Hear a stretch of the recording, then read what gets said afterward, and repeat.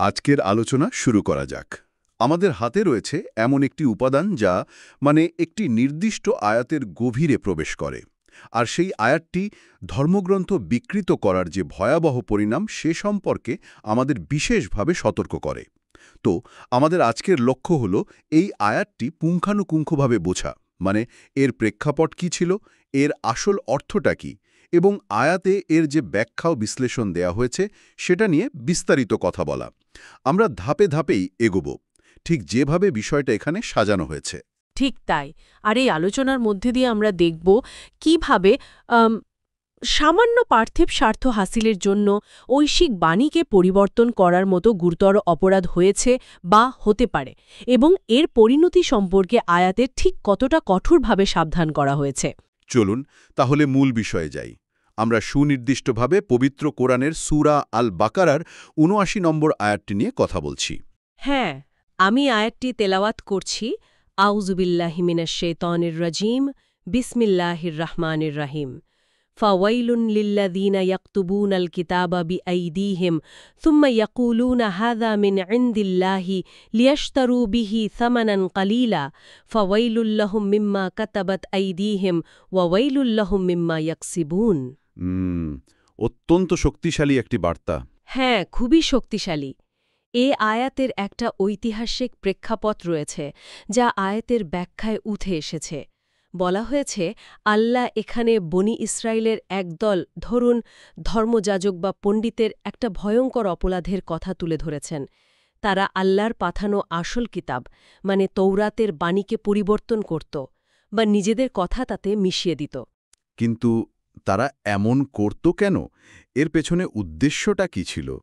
আয়াত অনুযায়ী তাদের উদ্দেশ্য ছিল একেবারেই পার্থিব, দুনিয়াবি কিছু সুবিধা, যেমন ধরুন অর্থসম্পদ, সামাজিক প্রতিপত্তি বা নেতৃত্বের লোভ। তারা নিজেদের লেখা কথাগুলোকে আল্লাহর বাণী বলে চালিয়ে দিত, যাতে সাধারণ মানুষ তাদের কথা শোনে, এবং তাদের স্বার্থ রক্ষা হয় আর কি। ও আচ্ছা, ব্যাপারটা তাহলে দাঁড়াচ্ছে তারা তিনটি ভিন্ন অপরাধ একসাথে করছিল, তাই না? একদম। আয়াত থেকে পাওয়া ব্যাখ্যা অনুযায়ী যদি আমরা দেখি, প্রথমত নিজেদের হাতে লেখা, আল্লাহর কিতাবে এমন কিছু যোগ করা যা আল্লাহর কথা নয়, অথবা আল্লাহর কোনো কথাকে বদলে ফেলা। এটা তো সরাসরি আল্লাহর কালামের ওপর হস্তক্ষেপ। দ্বিতীয়ত আল্লাহর নামে প্রচার, সেই বিকৃত বা নিজেদের লেখা কথাকেই আল্লাহর বাণী বলে দাবি করা। এটা ছিল মানুষকে ধোঁকা দেওয়ার শামিল, যাতে তারা মনে করে এটাই আসল ধর্ম। আর তৃতীয়ত সামান্য দুনিয়াবি লাভ। এই পুরো কাজের পেছনে চালিকা শক্তি ছিল অতি তুচ্ছ পার্থিব স্বার্থ, কিছু টাকা পয়সা, ক্ষমতা বা মানুষের বাহাবা, এসব আর কি। আর সবচেয়ে লক্ষ্য করার মতো বিষয় হল আয়াতের শাস্তির কথা দুবার বলা হয়েছে, দ্বিগুণ ধ্বংস। এটা কিন্তু বিশেষভাবে ভাবনার বিষয়। ঠিক। আয়াতটি বলছে ফাওয়াইলুল লাহুম মিম্মা কাতাবাত আইদিহিম ওয়া ওয়াইলুল লাহুম মিম্মা ইয়াকসিবুন। এর মানে হচ্ছে প্রথম ধ্বংস তাদের হাতের লেখার জন্য, এই যে তারা জালিয়াতি করে আল্লাহর নামে মিথ্যা লিখল, সেই অপরাধের জন্য। আচ্ছা। আর দ্বিতীয় ধ্বংস হল সেই মিথ্যা কথা ব্যবহার করে তারা যা কিছু উপার্জন করল, অর্থ, সম্মান, ক্ষমতা, সেই উপার্জনের জন্য। অর্থাৎ অপরাধ এবং সেই অপরাধের ফল দুটোই শাস্তির কারণ। এটা অপরাধের গভীরতাটা নির্দেশ করে। বিষয়টা আরও স্পষ্ট করার জন্য আয়াতের ব্যাখ্যায় কিছু সুনির্দিষ্ট উদাহরণ টানা হয়েছে।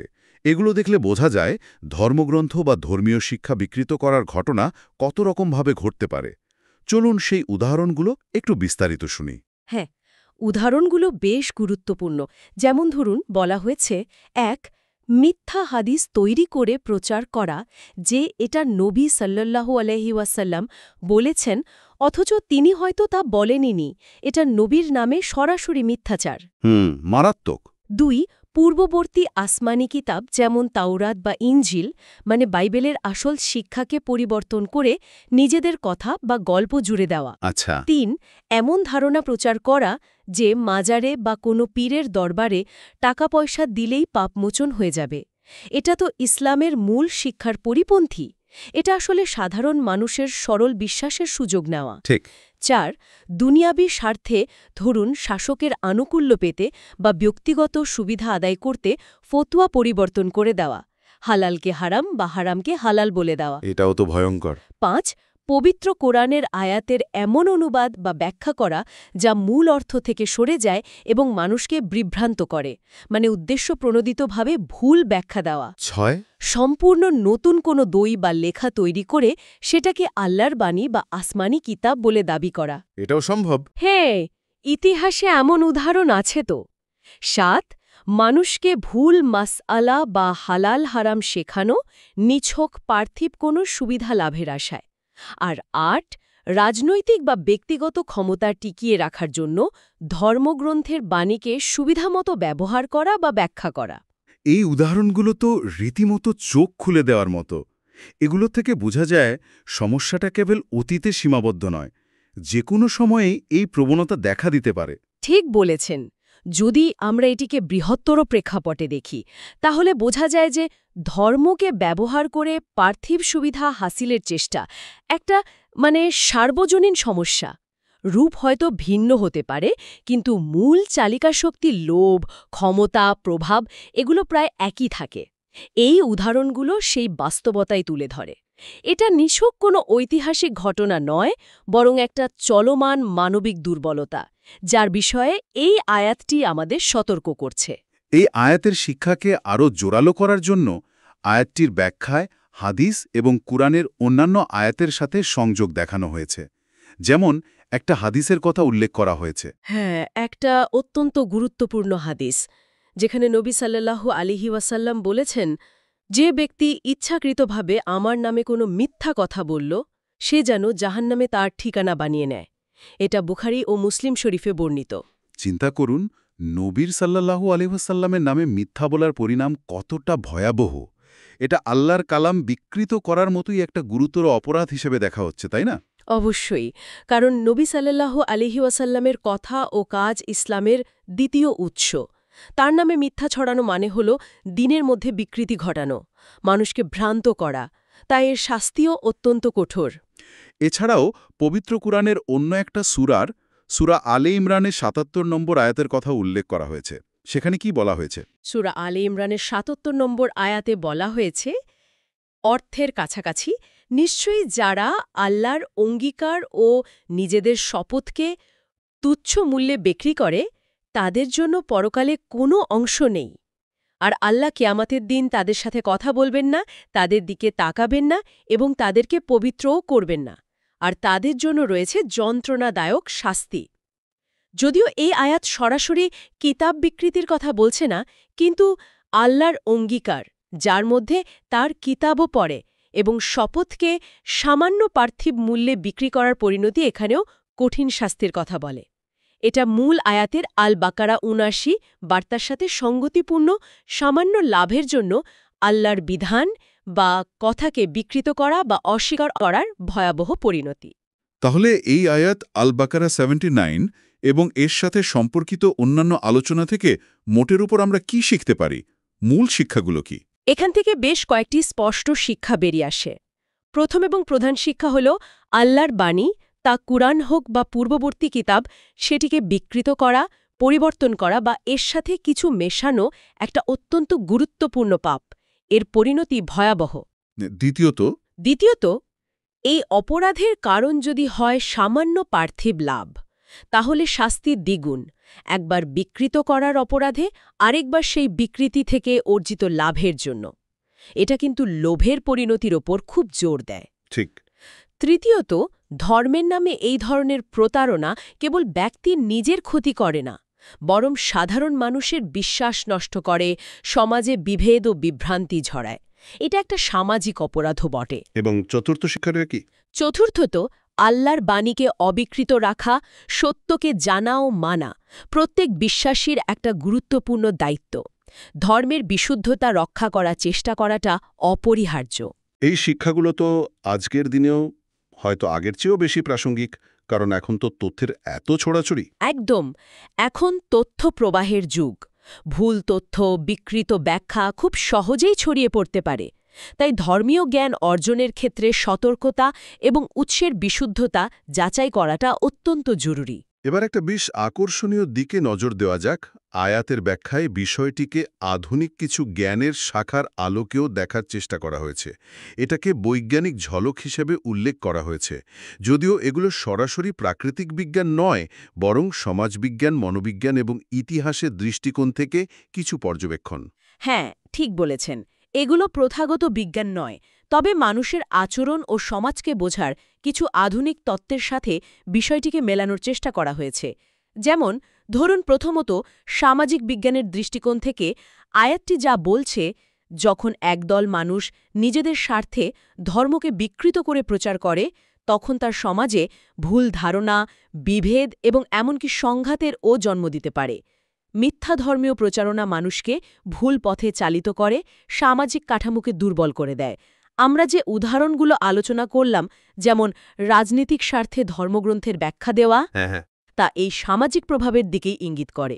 দ্বিতীয়ত, মনোবিজ্ঞানের দিক থেকে একটা ধারণার কথা বলা হয়েছে, কগনিটিভ ডিসোনেন্স বা মানসিক টানাপোড়েন। এটা বেশ মজার একটা পর্যবেক্ষণ। হ্যাঁ, ধারণাটি হলো যারা জেনে বুঝে আল্লাহর নামে মিথ্যা লেখে বা বলে, তাদের মনের ভেতরে এক ধরনের দ্বন্দ্ব তৈরি হয়। একদিকে তারা জানে যে কাজটা ভুল, এটা আল্লাহর বাণী নয়, এটা প্রতারণা, কিন্তু অন্যদিকে পার্থিব লাভ, অর্থ, ক্ষমতা, সম্মান এগুলো তাদের সেই প্রতারণা চালিয়ে যেতে প্ররোচিত করে। তাদের মন এই দুই বিপরীতমুখী চিন্তা বা বিশ্বাসের মধ্যে একটা অস্বস্তিকর অবস্থায় থাকে। এতে একটা জরুরি প্রশ্ন ওঠে, তাদের মানসিক অবস্থাটা কেমন হয় তখন? ঠিক, তারা এই মানসিক চাপের সাথে কিভাবে মানিয়ে নেয়?